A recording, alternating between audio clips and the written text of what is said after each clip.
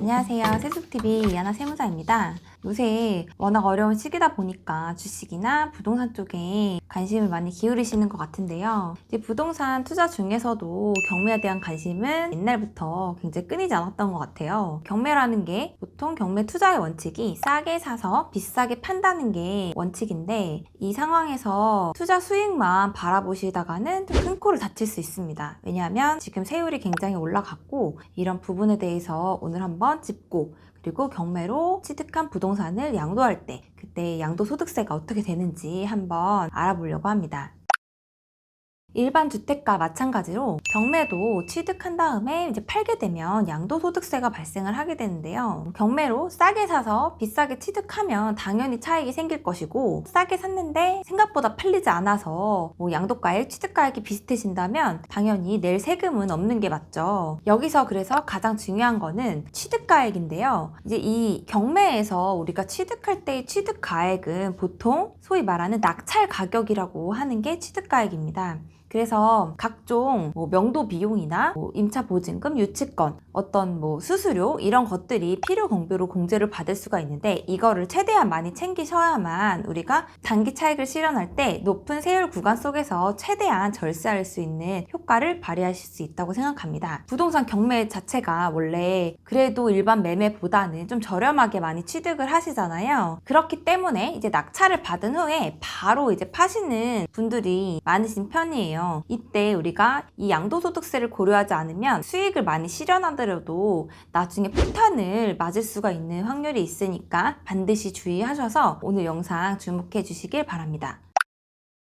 그러면 우리가 경매에 있어서 필수 불가결하게 드는 비용, 필요 경비 등에 대해서 좀 항목별로 한번 알아보겠습니다. 일단 첫 번째로는 선순위 임차 보증금에 관한 것인데요. 경매로 일단 낙찰을 받으면은 이제 낙찰 가격이 있는데 이때 임차 보증금을 인수하시는 분들이 있어요. 그 임차 보증금을 인수하게 되면 당연히 낙찰가가 좀 저렴하게 측정이 되고 이때 임차 보증금이 굉장히 높을 수도 있거든요. 그래서 낙찰가 이외에도 임차 보증금이 드는데 세법에서도 낙찰 가격에 우리가 지급한 임차 보증금을 입증할 서류만 있다면 이 부분까지도 포함해서 취득가액으로 인정을 해주고 있으니까 반드시 이 부분도 체크해서 필요 경비 공제 받으시길 바랍니다. 근데 여기서 또 대항력이 없는 임차 보증금에 대해서는 인정을 받을 수 없으니까 이 부분도 주의해서 체크하시길 바랄게요. 그리고 두 번째로는 유치권이 있는 경우에 해당하는데요. 건물 같은 경우는 유치권 굉장히 많잖아요. 그러면 우리가 길거리 가다 보면 빨간색으로 엄청 막 두꺼운 펜으로 유치권 행사한다 이런 얘기가 있어요. 이때 유치권을 행사할 때도 거기 드는 소요되는 비용이 있는데 이때 유치권도 법적 지급 의무가 확실한 경우에는 필요 경비로 인정을 받을 수 있고요.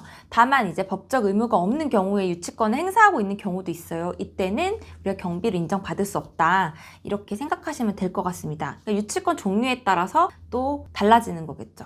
세 번째로는 부동산 컨설팅 법인에다 지불하는 수수료에 관한 이야기인데요. 경매를 하시는 분들이 일반 매매보다는 경매에 대한 그 낙찰 대금에 대한 컨설팅 이렇게 받으셔가지고 고액의 수수료를 지불하시는 분들이 좀 많으신 편이에요. 왜냐하면 우리가 전문가가 아니다 보니까 경매 전문 법인에서는 이게 어느 정도의 형성이 돼 있고 어떻게 이제 되는 시스템인지 다 알려주시기 때문에 실제로도 고액의 수수료를 지급하는 경우가 많은데요. 이때 고액의 수수료를 지불할 때 계약서를 쓰고 그거에 대해서 경비를 지급하게 되는데 이것도 필요 경비로 공제를 받을 수 있습니다. 부동산 경매에는 중개 수수료가 필요 없지만 초보 경락자의 경우에는 고액의 컨설팅 업체를 이용하시는 경우가 많은데요. 반드시 계약서랑 이거에 관한 어떤 권리사항이나 의무관계 이런 것들을 체크하셔서 적격 증빙을 받으셔서 필요 경비로 공제 받으시길 바라겠습니다. 이렇게 세 가지를 알아봤는데요. 첫 번째로는 우리가 인수한 임차 보증금, 그리고 두 번째는 법적 지급 의무가 확실한 유치권, 그리고 세 번째로는 고액의 컨설팅 비용,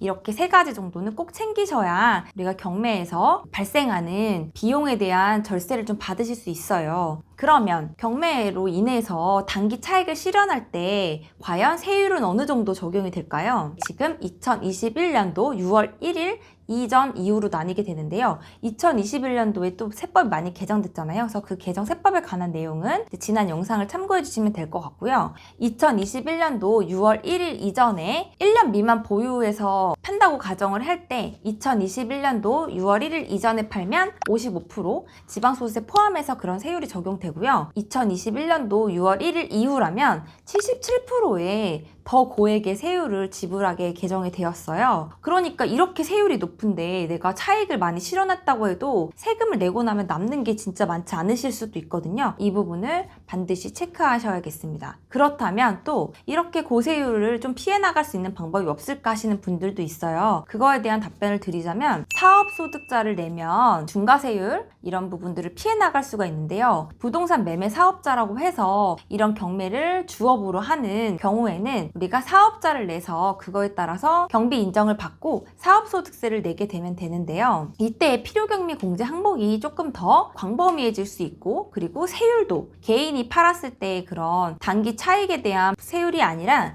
6%에서 45% 구간까지 실현되는 과세 표준에 따라서 결정이 되니까 절세할 수 있습니다. 그렇지만 초보 경락자의 경우에는 또 이렇게 매매 사업자가 세율이 조금 낮게 적용된다고 해서 반드시 좀 내라고 할 수가 없는 게 사업자를 내는 순간 우리가 발생하는 것들이 뭐가 있죠? 이제 뭐 4대 보험료가 또 나올 수도 있고 각종 거기에 들어가는 노무비 그리고 뭐 부가가치세 신고 의무 이런 것들로 인해서 조금 더 골치 아파질 수도 있어요. 그래서 처음에 하시는 분들은 그냥 개인으로 하시고 이게 예를 들어 나랑 너무 적성이 맞아서 경매를 계속 주업으로 하신다 이런 분들은 사업자를 내셔서 이런 절세에 좀 가까워지실 수 있으면 좋겠습니다. 절세를 좀 할 수 있는 또 방법에 대해서 또 하나 말씀드리면 우리가 알다시피 종부세, 재산세는 그 과세 기준일이 6월 1일이죠. 6월 1일 이전에 내가 낙찰을 받아서 소유권 이전이 된다면 재산세나 종부세까지도 합산 대상이 될 수가 있는데 가급적 그래서 6월 1일 이후에 받으시면 이제 1년만큼은 그걸 피해 나가실 수가 있겠죠. 그래서 그것도 참고하셔서 계획 세우시기를 바라겠습니다.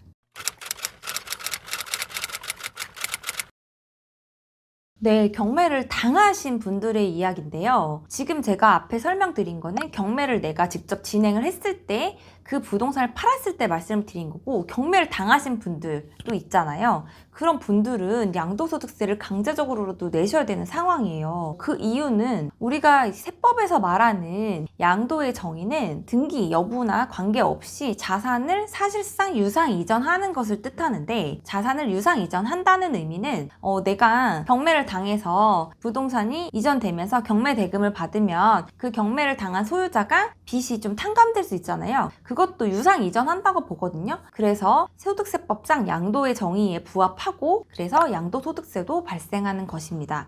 이때 만약에 1세대 1주택 비과세 요건을 충족하면 양도소득세 안 낼 수도 있겠지만 수십 개의 그 내가 갖고 있는 자산 중에서 그 한 개만 경매가 됐다고 하면 양도소득세 요건을 반드시 확인하셔야 돼요. 1세대 2주택 3주택일 수도 있고 이런 부분들을 고려해서 세율이 적용이 되니까 이제 불리해질 수도 있거든요. 나는 받은 게 거의 없고 채무를 다 갚았는데 세금을 내야 되는 이런 아이러니한 상황이 또 발생할 수 있으니까 반드시 경매를 당하신 분들도 이런 양도소득세의 관계에 대해서도 체크하고 만약에 이거 신고를 안 했다 그러면 추후에 또 가산세 폭탄이 나올 수도 있거든요. 그래서 그런 신고 의무를 정확히 이행을 하셔야지만 우리가 뭐 신고 불성실 가산세 그리고 납부 불성실 가산세까지도 피해 나갈 수 있다는 점 반드시 명심해 주시길 바랄게요. 오늘은 경매에 대한 양도소득세에 대해서 알아봤는데요. 이제 경매로 취득해서 이제 그거를 단기간에 수익 실현하는 게 이제 목적이라고 처음에 말씀을 드렸는데 이때는 자산 계획을 반드시 세우신 다음에 경매를 진행하시는 걸 추천을 드려요.